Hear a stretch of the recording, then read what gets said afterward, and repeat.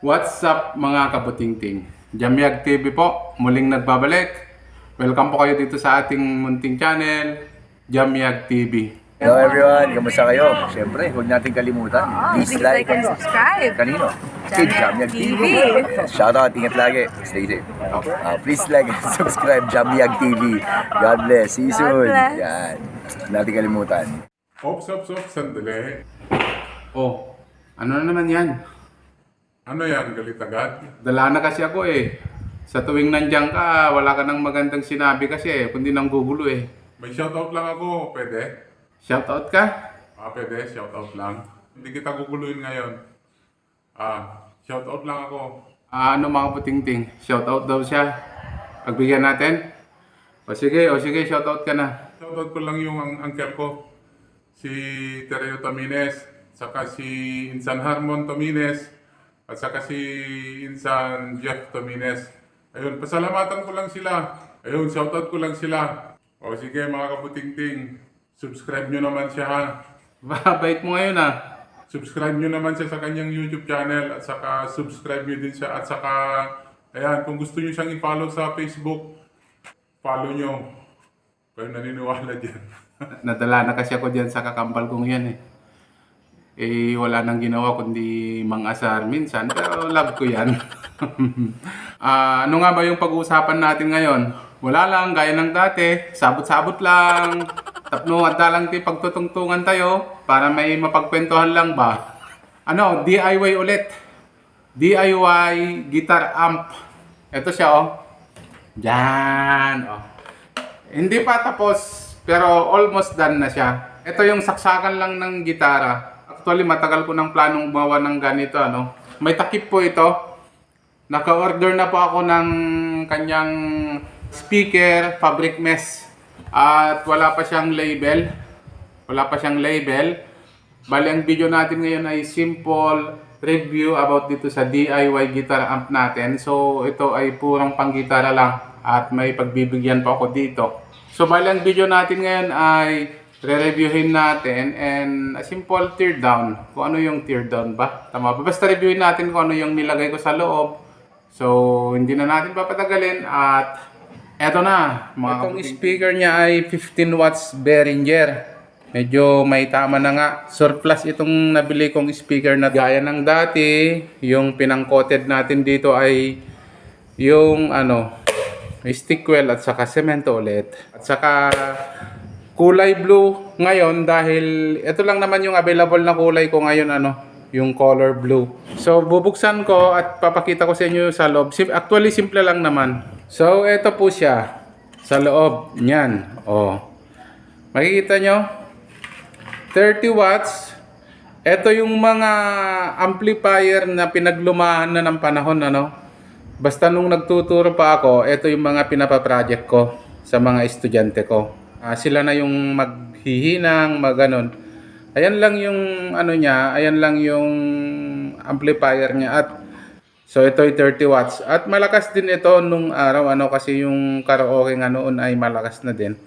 At syempre itong kanyang mic preamp ay made in Indonesia siya. So napakadali nang mag-DIY ngayon kasi pag electronics at mga DIY na amplifier, marami. Tumingin kayo sa online shop. Ayan, made in Indonesia po ito. Ayan, so ayan lang naman at ito ay 12 volts. Hello mga insan, naghahanap ka ba ng construction firm na mapagkakatiwalaan? Nandito na ang Pamidwa Engineers and Architect, Engineering Design and Services. Tama mga insan, pangarap na bahay nais mong ipagawa. Pamidwa Engineers na yan. Ano pang ginagawa mga insan? Tawagan na ang cellphone number na ito at hanapin si Engineer Jomar Pamitan at Engineer Mariel Badwa Pamitan. Medyo maingay yung mga ibon Ayan, nasa kagubatan po tayo kasi ayan papasilip ko saglit. Ayan nasa kagubatan po tayo kasi maingay yung mga ibon at medyo mahangin.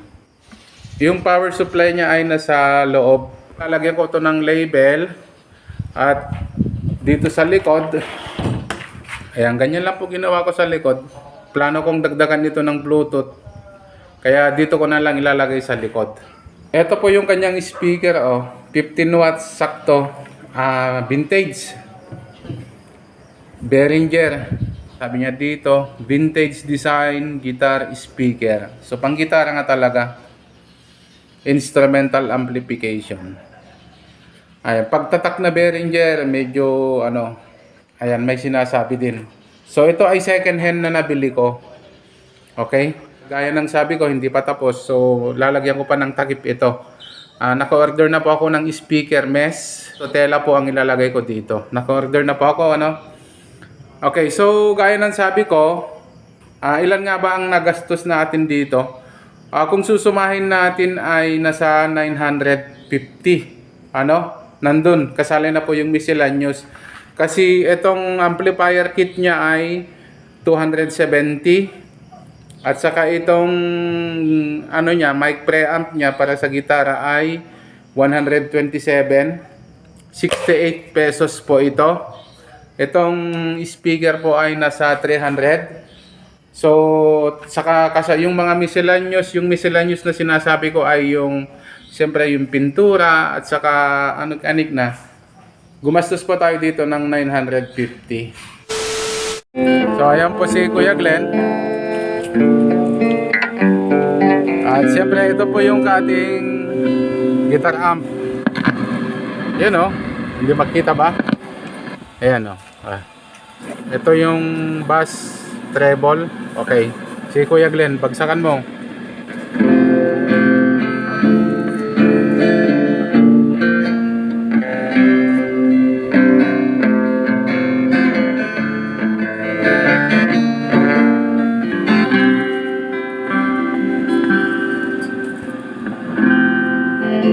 For strong winds that blow lonely, 7 seas that run high, all those things that don't change, come what may. If the good times are all gone, then I'm bound for moving on. I look for you if I'm ever back this way.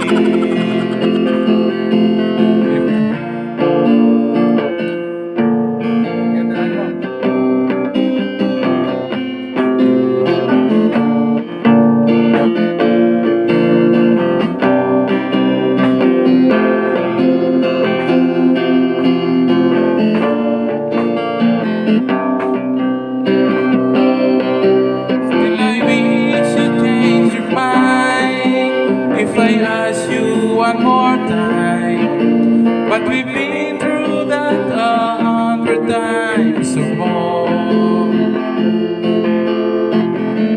For strong winds that blow lonely, 7 seas that run high, all those things that don't change, come what may. Maraming salamat ulit sa pagsama nyo sa akin dito sa walang kakwenta-kwentang Ito po muli ang inyong kabutingting, laging nagsasabing palagi po sana tayong mag-iingat. Maraming salamat, paalam, God bless, babus!